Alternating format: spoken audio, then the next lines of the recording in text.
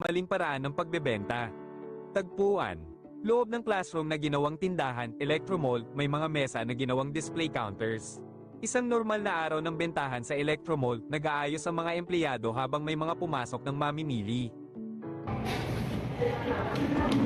Okay guys, sigurado na tayo sa ating mga kusulit. Bawal pa na lang mga pamimili. Maliwanag? Yes sir, ako na pong bahala sa kanila. Huwag ka lang mag-ulit. Nandito kayo para tumulong. Pumasok si G. Santos at tumingin sa mga tablet, agad siyang nilapitan ni Jake. Magandang umaga, sir. Nakakada po ba kayo ng cellphone? Sakto po, sir. Ito pang mabilis. Ito po pwede lang ng cellphone. 10,000 pesos na lang. Pero, kung ito po pwede sa pesos. Kung ba, ano naman? Wala bang magmura ito? Sir, kung hindi ko lang bakit. Hindi ko po kayo sa cellphone. Sir, hindi naman tayo. Sir, ano yung isipin na? Sir, naman po kayo ng sir. Hindi ito. Ako naman po.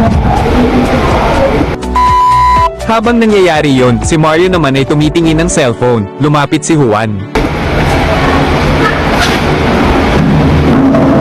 Para sa mga sobrang hindi limitado lang ang budget ko. Di pa mo ito pasok sa budget at 45. Pero gusto ko lang sabihin ito ng magandang kabila.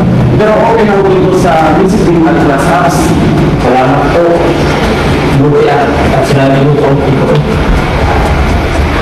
Kukumpin na kayo.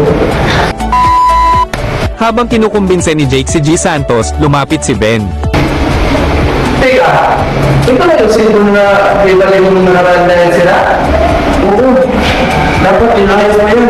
Jake, dapat marinig kita. So, kanada. Magana ka naman ito. Salada. Ano? Nalulutan ka ako? Biglang dumating si Inspector Cruz. Magandang araw. Mula ako sa ayusan ng pamalaan.